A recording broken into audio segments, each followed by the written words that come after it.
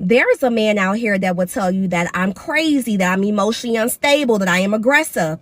There's also a man out here that will tell you that he's never felt as appreciated and respected, that I have created the safest space for him. When he's around me, he feels nurtured and taken care of, and a huge sense of peace.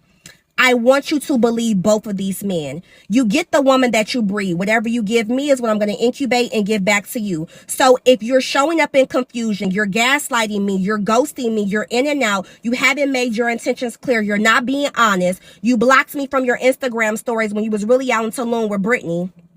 Yeah, I'm a lunatic, okay? I'm a lunatic. But if you show up in clarity, you're an alpha, you know how to lead, you've made this a safe space, you love me out loud, you'll get a totally different person.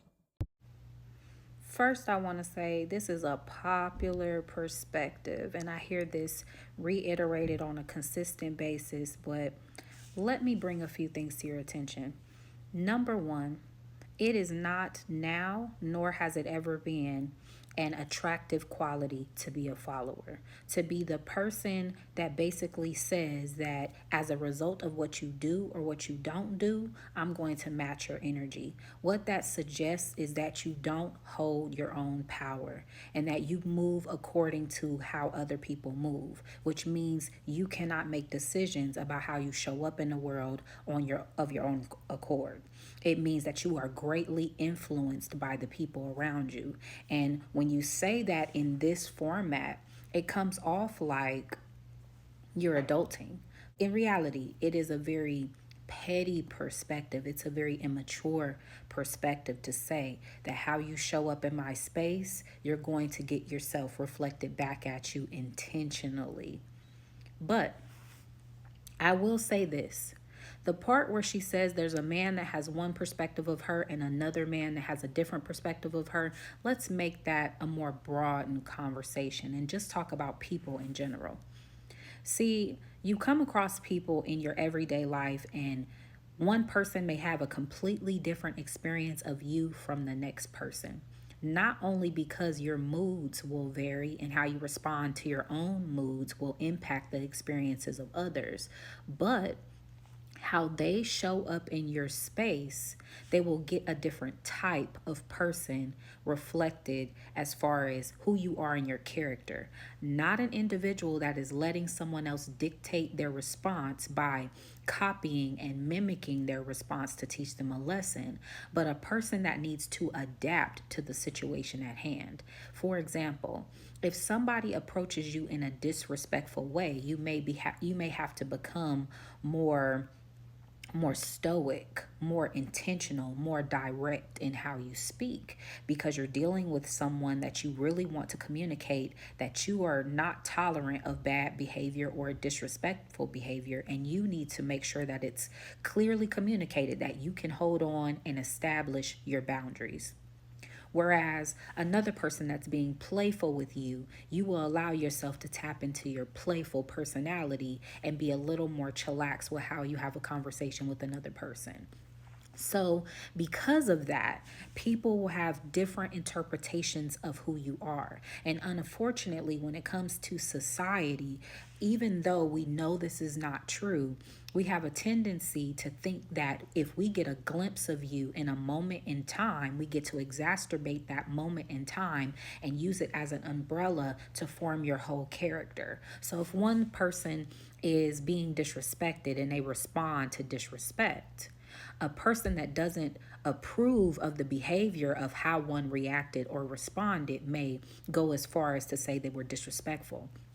Or if you have a conversation with someone and you give them advice, and in your mind, when you give advice, it should be taken, it should be received, and it should be applied. If that person does not receive what you have to say, does not retain what you have to say, does not apply what you have to say, your perspective of that moment will be you can't tell them anything. They think they know it all. When in reality, you may just be dealing with a person who likes to utilize their own mind and not rely on the mind and the capability of another person's mental fortitude.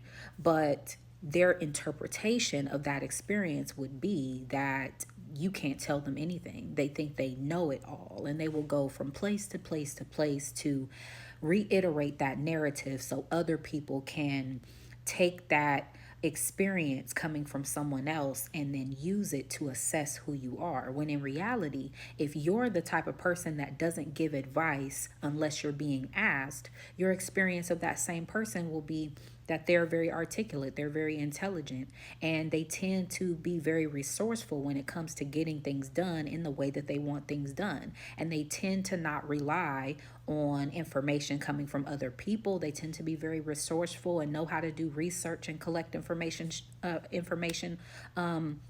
within their own capability. And that may make you respect that person, whereas the person before you feels that they're not humble and they're unable to be educated, and they're rejecting of being a student to another person. So even though this perspective and how it's communicated is, or I would say is not the correct way to communicate that I'm going to be different people at different times, the context, as far as the fact that people show up in your life in different moments and can get a different side of you, is a fact. But if you're saying that you're going to adapt to how you're treated and give people the same energy back that they've been giving you, understand that as an adult, that is very flawed thinking. It says that you have no control over your mind. You have no established identity within your own character, your morals and values, and you will utilize the behavior of other people to rationalize your bad behavior. When in reality, nobody should be able to get you to do a thing that you haven't decided to via your own discernment and self-calculation. But outside of that, you will be happy when others are happy. You will be optimistic when others are optimistic, because it creates positivity, and it's easier to be positive when it's a positive environment. When it's a negative environment, you tend to react to the negative environment. But that doesn't mean that you allow this environment to dictate who you are. If someone shows up disrespectful, you don't return disrespect. You establish a boundary, and they, as a result, will get a different side of you. If you are typically known to be a playful person, a real chillax person, that person will know a different side of the character, the person you established as who you are. That's a completely different thing than becoming them in every scenario, matching them in every experience or occasion. You don't want to be that person, because if you make a habit out of matching everyone's energy, eventually who you are will get lost, and you will become everyone if you're in their space. And then people who are actually trying to get to know you will not get to know who you are, because essentially you don't know who you are because you become the people that you're around. And that is not a mature quality, it's actually an immature quality. Whereas if someone enters into your space and they're carrying themselves in a way that you disapprove of, your change and the shift in how you behave may be to exit stage left because I don't want to be in a negative environment. Versus if it was an environment that I wanted to be around, you will get the best of me and I will engage and be happy and goofy and a comedian in this environment, because it creates a safe space and a space where I'm comfortable. But you don't match the energy. You don't let anyone dictate how you show up in the world. And what the misconception is that when you show up and replicate someone else's behavior, that other people can distinguish where you end and they begin. When in reality, the moment you do that, they are well within their rights to accuse you of being disrespectful, to accuse you of being the very thing that you're reflecting, because there is no difference between their character and your own. So you always want to stand firm on who you are and not let the people around you dictate your actions. There's a big difference between reflecting someone else's energy and knowing how to hang on to your own. Peace.